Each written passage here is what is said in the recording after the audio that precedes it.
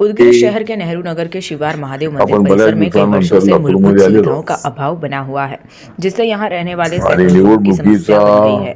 उदगीर कार्यकाळ देगलूर रोड प्रभाग क्रमांक अजून 4 संपला के इस नाही। आता इलाके में राज्यसभेची आज तक निवडणूक पक्की बाकी सड़क, आहे नाली और पीने के पानी जैसी जरूरी सुविधाएं आणि उपलब्ध नहीं त्यानंतर कराई गई मग है। ऐसा निवडणुका स्थानीय यानंतर नागरिकों का आरोप 2029 है। येणार आहे रहवासियों का कहना है कि विधानसभेच्या कच्चे रास्तों के कारण लोकसभेच्या रोजाना आणि आने नंतर जाने में भारी दिक्कत विधानसभेच्या होती है। बरसात के मौसम में पूरे यावेळेला इलाके में कीचड़ और निवडणुकीमध्ये गंदा पानी सगळ्याच भर जाता पक्षांचा है, बराच वेळ जिससे गेलेला आहे बच्चों, बुजुर्गों और महिलाओं को सबसे ज्यादा परेशानी झेलनी आणि पड़ती है। कई आज बार मी लोग फिसलकर घायल भी मराठवाड्याच्या हो चुके दौऱ्यावर हैं।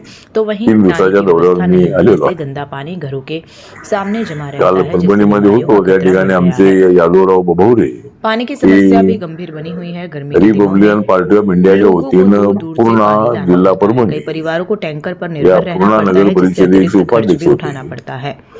नागरिकों का आणि कहना है कि इतने वर्षों से भारतीय टैक्स भरने दलित के क्रांतीच्या बावजूद काळामध्ये उन्हें तिथं बुनियादी आमचे 8 सुविधाएं नगरसेवक मिलना होते। बेहद दुर्भाग्यपूर्ण है।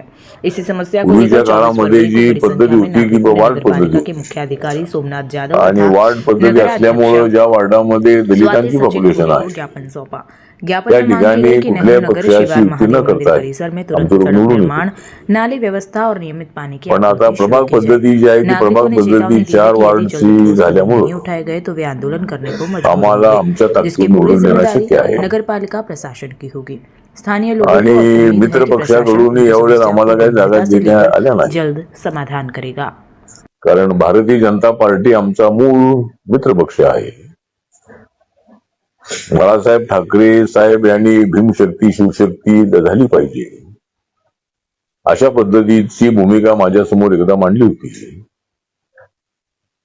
आणि त्यानंतर मी सगळ्या महाराष्ट्रभर आमचे विचारवंत, आंबेडकरी विचारवंत, पत्रकार, इतर माझे मित्र पत्रकार, कार्यकर्ते या सगळ्यांशी संवाद साधल्यानंतर मला सगळ्यांनी सांगितलं की राजकारणात असे धाडसी निर्णय घ्यायचे असतात आणि अटल बिहारी वाजपेयी यांच्या सरकारमध्ये जॉर्ज फर्नांडिस, शरद यादव, नितीश कुमार, ममता बॅनर्जी, नवीन पटनायक, DMK हे सगळे होते।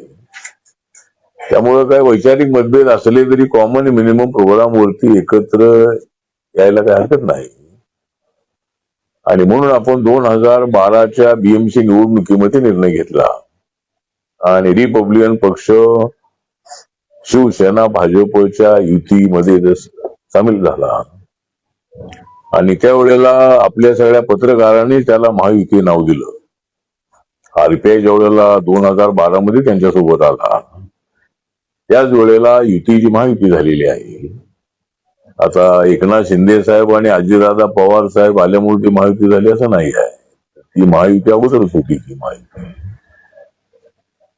तर आता रिपब्लिकन पक्षाला या निवडणुकांमध्ये जागा बीजेपीला देता आल्या नाही, कारण त्यांच्याकडे एवढी मोठी गर्दी झाली होती आणि आता स्वबळावर आम्हाला निवडणूक जिंकता येत नाही आहे। त्यामुळे आमच्या पक्षाची मागणी अशी आहे की मी मुख्यमंत्र्यांशी चर्चा करणार आहे।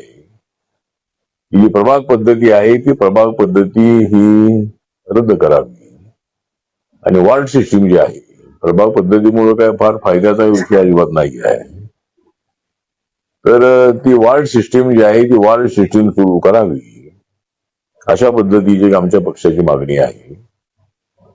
या स्थानिक स्वराज्य संस्थांच्या निवडणुकामध्ये विशेष आम्हाला काही मिळालं नाही आणि काही ठिकाणी जागा मिळाल्या त्या त्यांच्या सिंबॉलवर आमचे लोक लढले। बीजेपीने कुठं जागा दिल्या, आमच्या पुण्यामध्ये 8 जागा दिल्या होत्या, त्यामधल्या 6 जागा निवडून आलेल्या आहेत, पण त्या बीजेपीच्या कमल सिंबावर आलेल्या आहे। काही ठिकाणी एकनाथ शिंदेच्या सिंबॉलवरती काही लोक निवडून आलेले आहे, काही लोक अजितदादा पवार साहेबांच्या तिकिटावर निवडून आलेले आहे। त्यामुळे RPIचं नाव काही रेकॉर्डला येत नाही आहे। त्यामुळे पुढे आमच्या पक्षाचा प्रयत्न असा राहणार आहे की मी 3 वेळेला लोकसभेमध्ये निवडून आलो, पण 3 वेळेला मी त्यांचं सिंबॉल घेतलेलं नव्हतं। मी पहिल्यांदा निवडून आलो त्यावेळेला 98 मध्ये आमचे 4 खासदार निवडून आले होते आणि उगवता सूर्य हे सिंबॉल आमचं होतं, आमचा ऐक्याचा उगवता सूर्य सिंबॉल होतं, लगेच आमचा सूर्य मावळला, मावळला म्हणजे आमचं काही टिकलं नाही. ठीक आहे, तर मी 3 वेळेला निवडून आल्यानंतरही पंढरपूरला उभा राहिलो त्यावेळेला मी 2,60,000 मतांनी निवडून आलो. आणि तर म्हणून आता पुढे आमचा प्रयत्न राहणार आहे की मित्र पक्षाच्या सिंबॉलवरती उभं राहायचं नाही. तर आपल्या पक्षाचं नाव मला ऑल इंडियामध्ये लोक विचारतात की तुमच्या पक्षाचे किती लोक निवडून आले. माझा पक्ष जो आहे, माझा ग्रुप जो आहे, हा देशाच्या सर्व राज्यामध्ये आहे.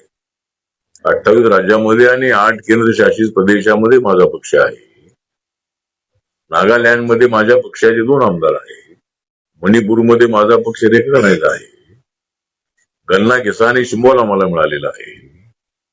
आणि आता 5 राज्याच्या निवडणुका ज्या मे मध्ये किंवा एप्रिल किंवा मे मध्ये येतील, तर त्या ज्या वेस्ट बेंगॉल, आसाम, तामिळनाडू, पांडिचेरी आणि केरळ या 5 राज्यासाठी सुद्धा आम्हाला इलेक्शन कमिशननी गन्ना किसानी सिंबॉल दिलेला आहे, म्हणजे निवडणुकीसाठी.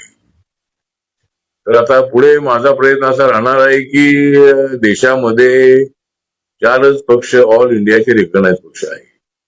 त्यामध्ये बीजेपी नंबर 1 ला आहे, काँग्रेस नंबर 2 ला आहे, बसपा नंबर 3 ला आहे आणि आम आदमी पार्टी नंबर 4 ला आहे. म्हणजे 4च पक्ष ऑल इंडियाचे रेकग्नाइज पक्ष आहे. आणि आता 2 राज्यामध्ये, छोट्या राज्यामध्ये, नॉर्थ ईस्ट मध्ये सर्व राज्यामध्ये माझ्या गटाच्या शाखा आहे. आणि आमचा प्रयत्न आता असा आहे की अजून 2 राज्यामध्ये, आता मी अंदमान निकोबारला मी गेल्या आठवड्यात होतो, तर अशा छोट्या राज्यामध्ये किंवा केंद्रशासित प्रदेशामध्ये अंदमान निकोबारची पॉप्युलेशन 3,80,000 आहे आणि मतदार 2,02,2 लाखच आहे. लक्षद्वीप मध्ये माझ्या पक्षात युनिट आहे. त्या ठिकाणी लक्षद्वीपचं पॉप्युलेशन 75,000 आहे, 75,000. आणि त्या ठिकाणचे मतदार काहीतरी 55-60,000 आहे. तर अशा काही राज्यामध्ये, जर 2 राज्यामध्ये माझ्या पक्षाला 60% मतं मिळाली, तर आमचा गट हा ऑल इंडियामध्ये 5वा नॅशनल पक्ष होऊ शकतो. हा माझा एक प्रयत्न आहे. पण महाराष्ट्रामध्ये काय आम्हाला तेवढा न्याय मिळत नाही आहे. आता मला एक तर आता माझी राज्यसभा जी आहे ती मला मिळणारच आहे, राज्यसभेचा विषय नाही आहे. तर त्या राज्यसभेच्या निवडणुकीमध्ये महाराष्ट्रामध्ये 7 जागा आहे. त्यापैकी बीजेपीला 4 जागा मिळतील आणि त्यामधली 1 आरपीआयला मिळेल. 3 जागा बीजेपीच्या असतील. नंतर 1 जागा एकनाथ शिंदेची आणि 1 जागा अजितदादा पवार साहेबांच्या ग्रुपची आहे असेल. 7वी जागा जी आहे ती अपोजिशनची जागा 1 निवडून जाऊ शकते. 20 MLA उद्धव ठाकरे साहेबांचे आहेत, 16 काँग्रेस पक्षाचे आहेत, 10 एनसीपीचे पवार साहेबांचे आहेत. त्यांच्याकडे पूर्ण निवडून येण्यासाठी 36 आणि म्हणजे त्याच्याकडे क्लिअर मेजॉरिटी आहे. 40 आकडा असेल निवडून येण्यासाठी. तर ते सगळे एकत्रपणे उभा राहिले तर ती सीट निवडून येऊ शकते. पण आता ती सीट कोणाला द्यायची या संबंधात त्यांच्यात वाद आहे. शरद पवार साहेबांनी काहीतरी इच्छा व्यक्त केलेली आहे. काँग्रेस पक्षाचा आणि शिवसेनेचा त्याला विरोध म्हणण्यापेक्षा त्यांची तयारी नाही. त्यामुळे 1 मताने ते उभे राहिले तर अडचण येणार नाही, नॉन ऑपोज इलेक्शन होईल. पण जर त्यांच्यामध्ये वाद झाला तर कदाचित बीजेपी आणि आम्ही महायुती 7वी जागा सुद्धा लढवू शकतो. आणि आमच्याकडे जवळजवळ 18-19 मतं एक्सेस आहे. आणि बाकीची मतं कशी मिळवायची ते आम्हाला माहिती आहे. त्यामुळे बाकीची मतं जी आहेत ती अशी आम्ही 7वी सीट सुद्धा निवडून आणू शकतो. जर अपोजिशन मध्ये 1 मतं झालं नाही तर 7वी सीट सुद्धा आपली निवडून येऊ शकेल. पण ठीक आहे, आमची काही तशी पडाबुडीची आमची बिलकुल इच्छा नाही. त्याने 1 मताने 1 उमेदवार दिला तर काही अडचण येणार नाही 1 मताने. तर असं सध्याची परिस्थिती आहे. आता दुसरा विषय आहे तो अं, अं, इंडो युएस डील, म्हणजे अमेरिकेसोबत जे अग्रीमेंट झालेलं आहे, हे अग्रीमेंट हे देशाच्या डेव्हलपमेंटला गती देण्यासाठी झालेलं आहे आणि जवळजवळ 45 लाख कोटीचं हे अग्रीमेंट आहे. आपल्या देशात या वर्षीचं बजेट हे 53 लाख कोटीचं बजेट आहे. तर 45 लाख कोटीचं जे अग्रीमेंट झालेलं आहे त्यामुळं अनेक वस्तूंवर झिरो टेरिफ आहे आणि बराचसा टेरिफ कमी करण्यात आलेला आहे. त्यामुळं या अग्रीमेंटमुळं शेतकऱ्यांचा मोठा फायदा आहे.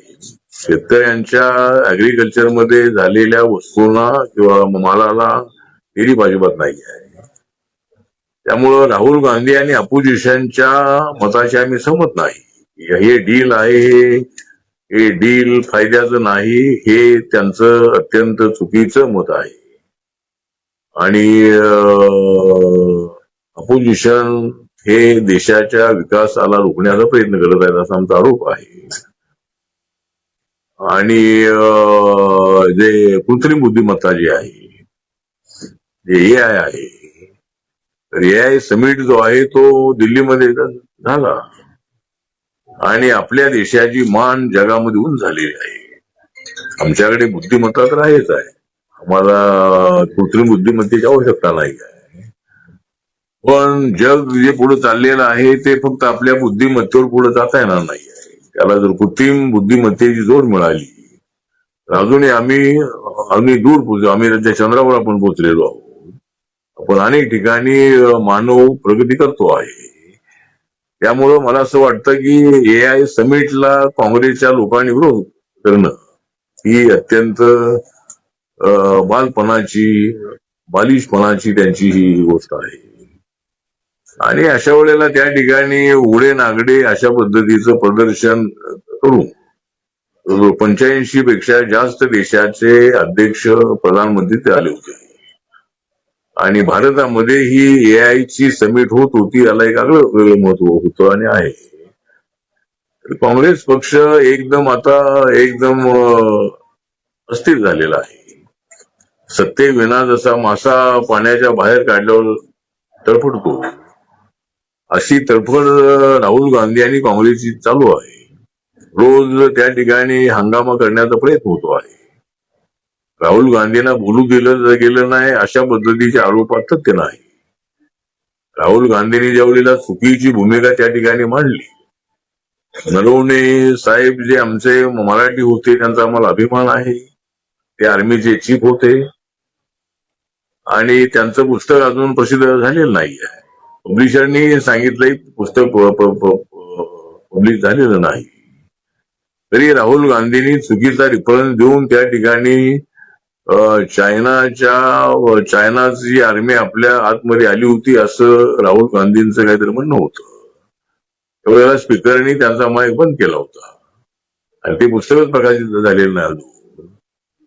आणि चुकीचं बोलल्यानंतर तो स्पीकरला अधिकार आहे. स्पीकर हा काय फक्त सत्ताधारी पक्षाचा असला तरी सभागृहाचा तो प्रमुख असतो आणि त्यांनी दोन्ही बाजूंची बाजू ऐकून त्यांनी निर्णय घ्यायचा असतो. राहुल गांधीने चुकीचा रेफरन्स दिला. नरवणेंचं मत काय होतं, पण पंतप्रधानांनी जे काय ऍक्शन घ्यायचे आहे ते घ्या किंवा असं काहीतरी प्रधानमंत्री बोलले होते. त्यांनी प्रधानमंत्र्यांना फोन केला होता की चायनाची आर्मी इकडे येते आहे. तर मला असं वाटतं की बॉर्डरवर सिक्युरिटी देणाऱ्या अधिकाऱ्यांनी, सैनिकांनी प्रधानमंत्र्यांना विचारण्याची आवश्यकता नाही आहे. जे बॉर्डरच्या संरक्षणासाठी जी आर्मी आहे, तर आपल्या बॉर्डरवर कुणी आला तर त्याला रोखण्यासाठीच तेच सैनिक तिथं असतं. त्यांना पंतप्रधानांना विचारण्याची आवश्यकता नाही, तिथं संरक्षण मंत्र्यांना विचारण्याची आवश्यकता नाही आहे. जर आर्मी त्या ठिकाणी चायनाची येत असेल किंवा येत होती तर त्यांना पंतप्रधानांना काय विचारायचं आहे? ती आर्मी अडवण्यासाठीच ते सगळी बॉर्डरवर आर्मी असते. कन्व्हिन्स करावं. अरे मोदीजी तुम्हाला कब्र खुदेगी जास्त त्यावेळेला निवडून आल्या 99. तरी त्यानंतर झालेल्या सर्व निवडणुकांमध्ये हरियाणामध्ये बीजेपी स्वतःच्या बळावर सत्तेवर आली, त्याच्या अगोदर 5 वर्ष ती आपले चौथाला जी होती त्यांचे 10 लोकांच्या पाठिंब्यावर त्यांचं सरकार आलं होतं. आता आमचं लोकसभेमध्ये जरी मोठं नुकसान झालं असलं तरी सरकार आमचं एनडीए आलेलं आहे. आणि त्यानंतर झालेल्या सगळ्या निवडणुकांमध्ये हरियाणाची निवडणूक, दिल्लीची निवडणूक, बिहारची निवडणूक, महाराष्ट्राची निवडणूक, या सर्व निवडणुकांमध्ये स्पष्ट अशा पद्धतीचं बहुमत, फक्त बहुमत नव्हे तर जवळजवळ 80-85% पर्यंत जागा आम्हाला मिळालेल्या आहेत. बिहारमध्ये, महाराष्ट्रामध्ये, दिल्लीमध्ये. मला वाटतं की आमची एनडीए अत्यंत स्ट्रॉंग आहे. विकासाच्या दिशेने आम्ही पुढे चाललेलो आहोत. आणि माझ्या मंत्रालयाचं या वर्षीचं बजेट 1,98,446 कोटीचं बजेट आहे. म्हणजे हे बजेट आमचे शेड्यूल विकास कंपोनंट प्लॅनचं आहे. आणि मंत्रालयाचं बजेट जवळजवळ 13,000पेक्षा जास्त कोटीचं बजेट आहे. मंत्रालयाचं बजेट आहे. अशा पद्धतीनं अनेक गोष्टी आमच्या काळामध्ये होत आहेत. नॅशनल हायवे, त्यानंतर शेतकऱ्यांच्यासाठी अनेक निर्णय होत आहेत. दलित आदिवासींसाठी चांगले निर्णय होत आहेत. त्यामुळे लोक आमच्या सोबत आहेत. आणि म्हणून मला असं वाटतं की सगळ्या ज्या वेळेला तुम्हाला लोकसभेत जास्त जागा मिळाल्या, कर्नाटकमध्ये तुमचं सरकार आलं, हिमाचलमध्ये तुमचं सरकार आलं, तेलंगणामध्ये तुमचं सरकार आलं, त्यावेळेला आम्ही काय मशीन खराब होती आणि तुम्ही काहीतरी बोगस वोटिंग केलंय असं आम्ही म्हटलं नाही. आणि एसआयआर जो आहे हा एसआयआर यासाठीच आहे की जे डेथ झाले लोक आहेत त्यांची नावं त्याच्यातून काढून टाकणे. त्यानंतर अनेक लोकांनी चुकीचे पेपर देऊन आपली नावं टाकलेली आहे, त्याचं एक्झामिनेशन करणे. आणि जो देशाचा नागरिक आहे त्यालाच मतदान करण्याचा अधिकार आहे. कुणी वेस्ट बेंगॉलमध्ये किंवा अनेक ठिकाणी चुकीचे पेपर देऊन अनेक लोक वोटर झालेले आहेत, त्याची तपासणी करणे.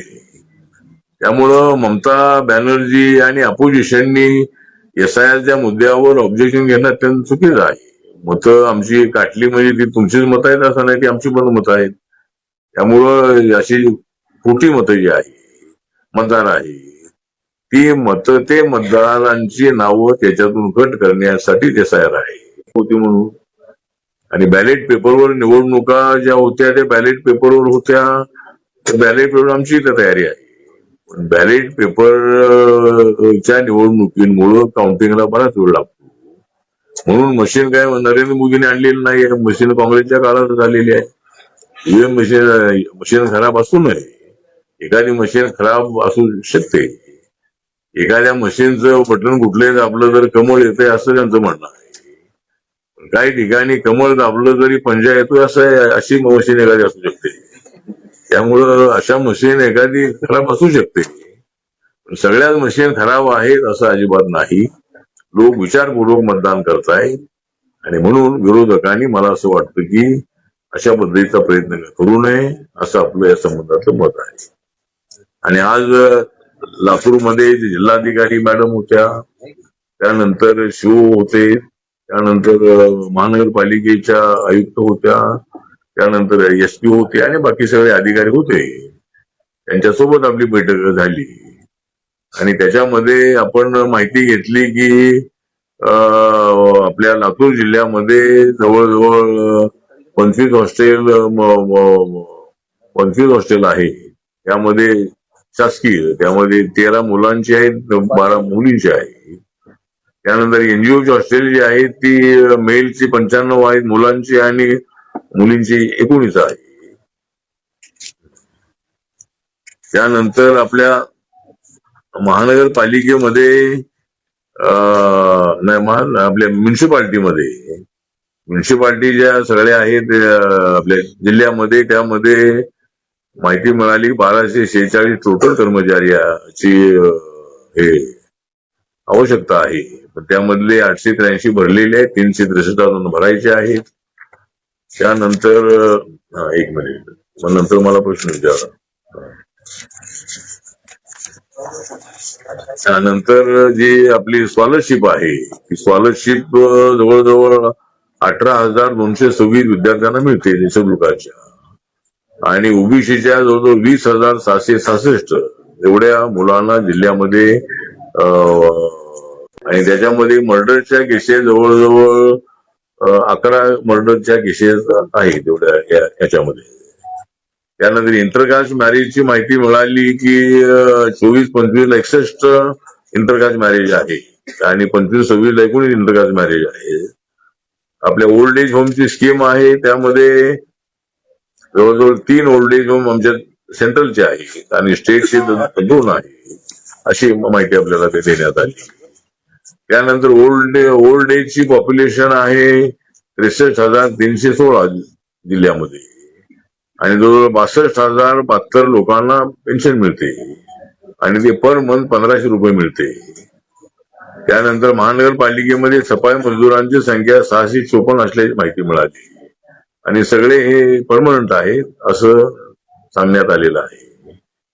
त्यानंतर आपली रमा योजना जी आहे ही हाऊसिंगची त्यामध्ये 39,044 एवढ्या गरिबांना आपली पक्की घरं मिळालेली आहे आणि प्रधानमंत्री आवास योजनेची जवळजवळ 1 लाख लोकांना घरं मिळालेली आहे आणि आता पेंडिंग घरं काहीतरी 1,43,000 आहे. एवढ्या लोकांना ती घरं द्यायची आहे. त्यानंतर आपली जनधन योजना जी आहे त्या जनधन योजनेचे अकाउंट देशामध्ये 57 कोटी आहे. 57 कोटी आणि काय आहे त्यामध्ये लातूर जिल्ह्यामध्ये 9,37,565 एवढे अकाउंट आहे. लातूर जिल्ह्यामध्ये 9,37,565. त्यानंतर जी मुद्रा योजना आहे लोन देण्याची 50,000 ते 10 लाख होती आता 20 लाख झालेली आहे. ते जवळजवळ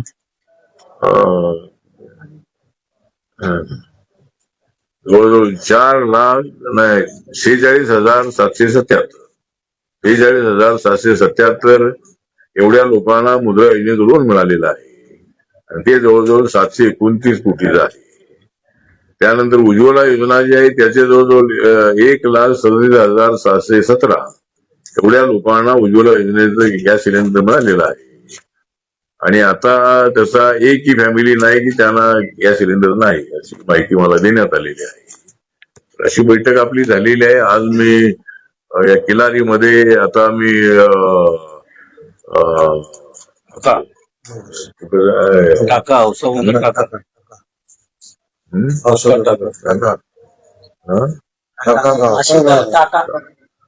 ती आपली नवोदय विद्यालयामध्ये जी मुलगी शिकत होती जी 12 वर्षाची होती ती मातंग समाजाची होती आणि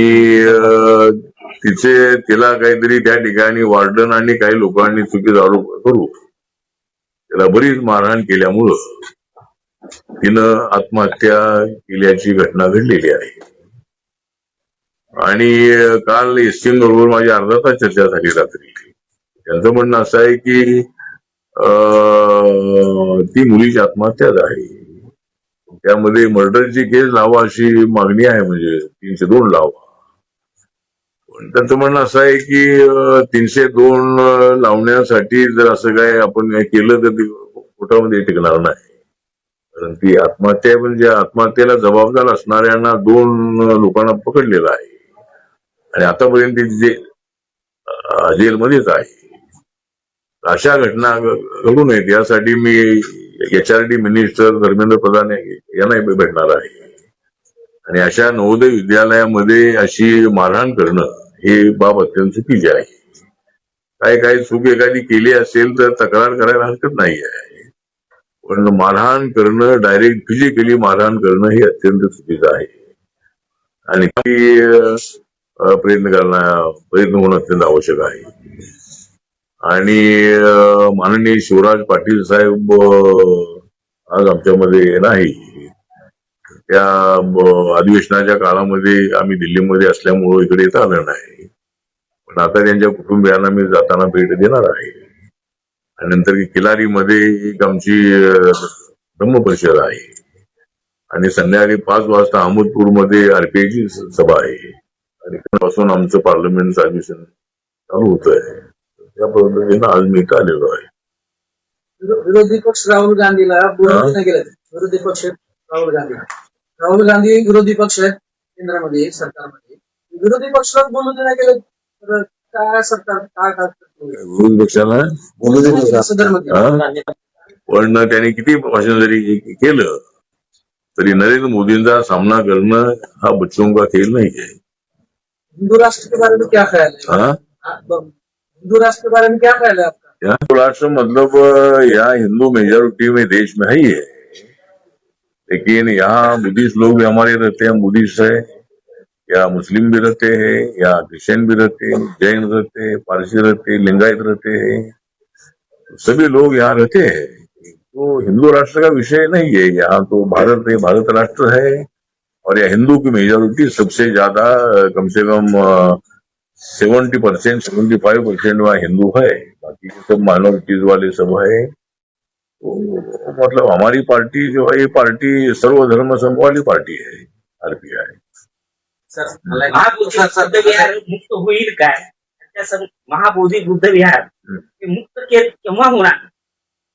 महाबोधी महाविहार मुक्तच आहे, फक्त त्या ट्रस्टीमध्ये महाबोधी महाविहाराचं आंदोलन साऱ्या देशामध्ये बौद्ध समाज वतीने चालू आहे आणि त्या ठिकाणी आता या अध्यक्ष चेअरमन अशा पद्धतीची ऍक्ट मध्ये तरतूद आहे. त्यामध्ये आमची मागणी अशी आहे की आमच्या बौद्ध धर्माच्या ट्रस्ट मध्ये बाकीच्या धर्माचे लोक नको. आमचा हिंदू धर्माला विरोध नाही आहे, हिंदू धर्मवाले त्यांचं काम त्यांचं चालू आहे, परंतु आमच्या बौद्ध धर्माच्या ट्रस्ट मध्ये सगळे बौद्ध असावे. हिंदू धर्माच्या मंदिराच्या ट्रस्ट मध्ये सगळे हिंदू असतात. आपल्या मायनॉरिटी मुस्लिम कम्युनिटीच्या, जैन कम्युनिटीच्या आणि इतर शीख कम्युनिटीच्या ट्रस्ट मध्ये सगळे त्यांच्या धर्माचे लोक असतात. म्हणून आमच्या ट्रस्टमध्ये सगळे बौद्ध असावे म्हणून मी माननीय प्रधानमंत्र्यांशी बोललेलो आहे. नितीश कुमार जे माननीय मुख्यमंत्री आहेत त्यांच्याशी चर्चा केलेली आहे, राज्यपालांची चर्चा केलेली आहे आणि लवकरच या संबंधात निर्णय होईल अशा मला अपेक्षा आहे. मी 22 तारखेला मी बोध घ्यायला होतो, 23ला मी पटण्यामध्ये होतो आणि त्या ठिकाणी अधिवेशन चालू असल्यामुळे काही मुख्यमंत्र्यांची भेट होऊ शकली नाही, पण लवकर निर्णय होईल अशा मला अपेक्षा आहे. आणि सुप्रीम कोर्टामध्ये रीट पिटिशन आहे. सुप्रीम कोर्टावरून आमची अशी अपेक्षा आहे की अयोध्याच्या राम मंदिराचा आणि बाबरी मस्जिदीचा वाद ज्याप्रमाणे कोर्टाने मिटवला, सुप्रीम कोर्टाने, तर आमचं म्हणणं असं आहे की एकतर बिहार असेंब्लीने त्याच्यामध्ये अमेंडमेंट करावी किंवा सुप्रीम कोर्टाने त्यास एवढा काय फार तो विशेष निर्णय असं नाही आहे. अयोध्येसारखा हा निर्णय नाही, सिंपल निर्णय आहे. फक्त सगळे ट्रस्टी बौद्ध असावेत असा निर्णय जर सुप्रीम कोर्टाने दिला तर हा विषय हा मिटणार आहे. हा काय फार एवढा इमोशनल इश्यू नाही आहे. तर हा विषय लवकर सुटेल अशी अपेक्षा आहे आणि त्या ठिकाणी बौद्ध मोठ्या संख्येने जगभरातले जातात. परवा गेलो त्यावेळेला जवळजवळ 25 देशाचे बौद्ध भिक्खू आणि लोक तिथे उपस्थित होते. त्यामुळं मला असं वाटतं की बौद्ध असलेलेच लोक बुद्धाची प्रतिमा घरात ठेवतात असं नाही, तर हिंदू समाजाचे अनेक लोक, माझा प्रयत्न सुरूच आहे मंत्री म्हणून, आरपीआयचा अध्यक्ष म्हणून आणि बुद्धिस्ट म्हणून माझा प्रयत्न सुरू आहे आणि लवकर निर्णय होईल अशी अपेक्षा आहे. सर, माझा एक महत्वाचा प्रश्न आहे. अतिशय लातूर शहरामध्ये 9/2ची घटना घडली. एसपी साहेबांशी अर्धा तास चर्चा केला. तो सुरुवातीपासूनच एसपी असेल, इथलं जिल्हा प्रशासन असेल किंवा जिल्हाधिकारी असेल, घटना एक आहे आणि ती घटनेला दुसरं रूप देण्याचा प्रयत्न इथं सुरू आहे. आई वडिलांचं असं म्हणणं आहे की मुख्यतः ज्या केंद्राची संस्था आहे जवाहर नवोदय विद्यालय, की नवोदय विद्यालयाचे अध्यक्ष जिल्हाधिकारी आहेत आणि जिल्हाधिकारी अध्यक्ष असताना त्यांना कुटुंबाचं म्हणणं आहे की जिल्हाधिकारी याच्यामध्ये आरोपी असले पाहिजेत, अशी त्यांनी तक्रार दिली आहे आणि त्यांना या तपासापासून दूर ठेवण्यासाठी आपण काही सूचना करणार आहात का? दूर ठेवण्याचा विषय नाही. मला वाटतं की अध्यक्ष असले तरी काही जिल्हाधिकाऱ्यांचा डायरेक्ट करायचा संबंध येत नाही आहे. त्या ठिकाणचे जे काय मॅनेजमेंट नवोदय विद्यालयाचं आहे त्यांच्या 2 लोकांना पकडलेलं आहे आणि ते जवळजवळ 1-1.5 महिन्यापासून ते आतमध्येच आहे, त्यांना बेल मिळालेलं नाही आहे. त्यामुळं एसपीचं म्हणणं हेच आहे की ही केस स्ट्रॉंग करायची असेल तर त्यामध्ये 302 लावणं हे लावता येणार नाही. दुसरी गोष्ट, आता जिल्हाधिकारी आहे, पण आता मॅनेजमेंट त्या ठिकाणी जे आहे, तर अजून त्यांच्यामध्ये कुणी राहिले असतील तर त्यांच्यावर कारवाई करावी. पण जरी त्यांच्या कुटुंबाचं म्हणणं असलं तर मी आता त्यांना जाऊन भेटणार आहे. मागणी करून तसा एकदम असे ऍक्शन होणं थोडं अडचणीचं आहे. त्यामुळं मला असं वाटतं की त्या मुलीच्या कुटुंबाला न्याय मिळाला पाहिजे. मुलीवर अन्याय झालेला आहे आणि ती मातंग समाजाची दलित समाजाची मुलगी होती, कुठल्याही समाजाची असो, पण तिनं आपलं जीवन, एवढी 12 वर्षाची मुलगी 6वीला शिकणारी, तिनं आपलं जीवन संपवलेलं, ही घटना अत्यंत गंभीर आणि सिरियस आहे. आणि मी त्यासाठी नक्की अगोदरी म्हणालो तसं धर्मेंद्र प्रधान यांनाही भेटणार आहे. आणि अशा घटना, अशा नवोदय विद्यालय असेल, सेंट्रल स्कूल असेल, त्यामध्ये घडू नयेत यासाठी नक्कीच आम्ही प्रयत्न करणार आहे. आणि मारहाण करणं ही अत्यंत चुकीची गोष्ट घडलेली आहे. मारहाणीची बिलकुल आवश्यकता नव्हती आणि त्या मारहाणीमुळेच त्या मुलीनं आत्महत्या केलेली आहे, हे सर्व सत्य आहे. आणि म्हणून मला असं वाटतं की त्या मुलीच्या कुटुंबाला न्याय मिळाला पाहिजे, यासाठी नक्की प्रयत्न करेन. सर, अध्यक्षांचा यासाठी उल्लेख करा, सर. सन्मान अपघात झालेला आहे. आणि या प्रकरणामध्ये SIT नेमलेली आहे.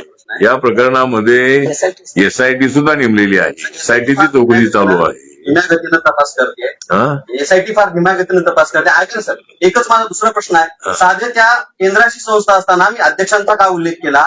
केंद्राची संस्था असताना तिथं सीसीटीव्ही का उपलब्ध नाही? सीसीटीव्ही का बंद आहे?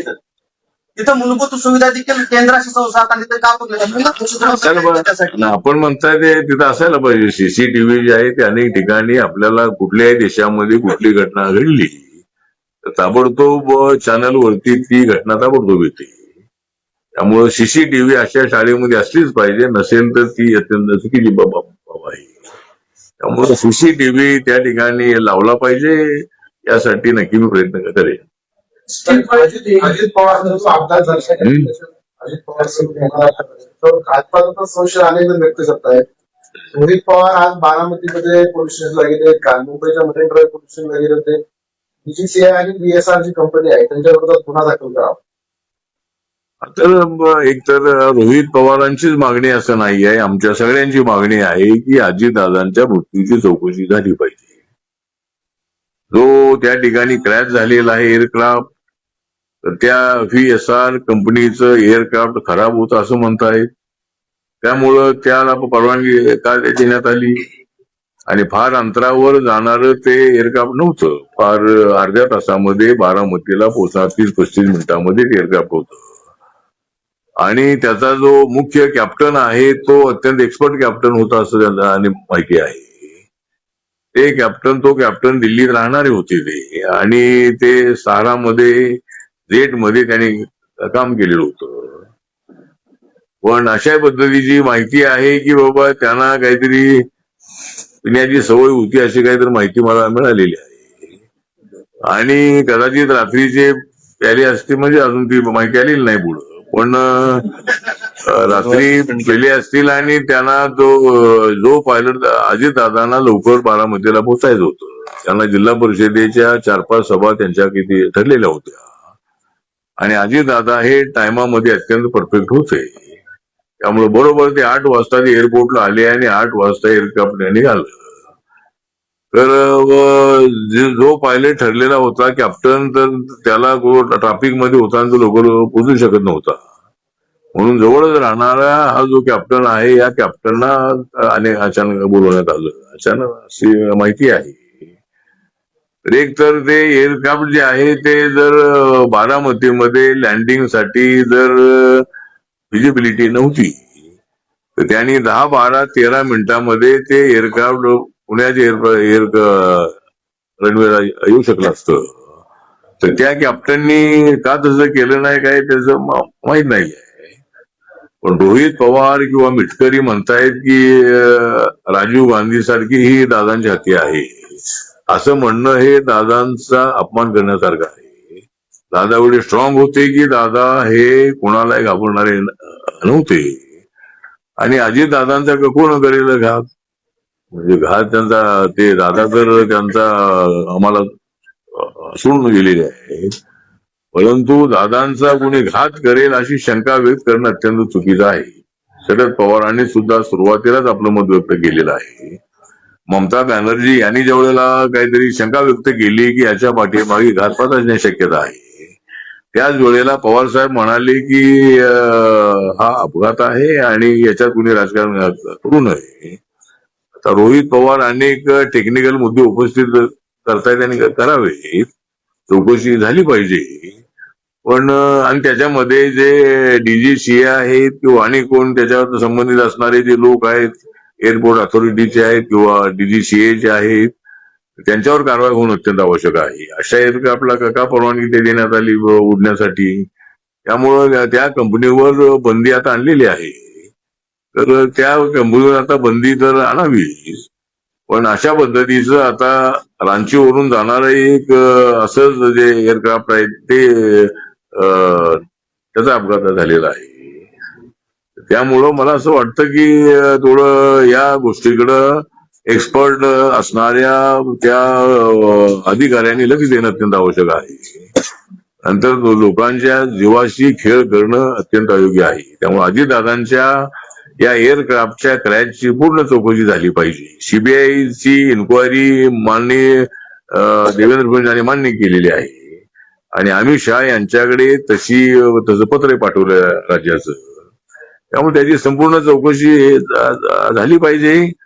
पण माझं हेच मत आहे की हा अजिबात प्रयत्न करत आहेत. या संदर्भात एफआयआर झाला पाहिजे. तर तो एफआयआर पोलीस करत नाहीये.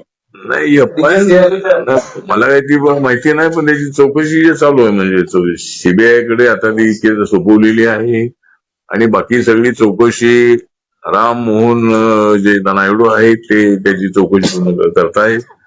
त्यामुळे चौकशी चालू आहे, पण लवकरात लवकर त्याच्या संबंधामध्ये फायनल इन्क्वायरीचे रिपोर्ट आले पाहिजेत असं आपलं मत आहे. प्रधानमंत्री आणि मंत्रीच्या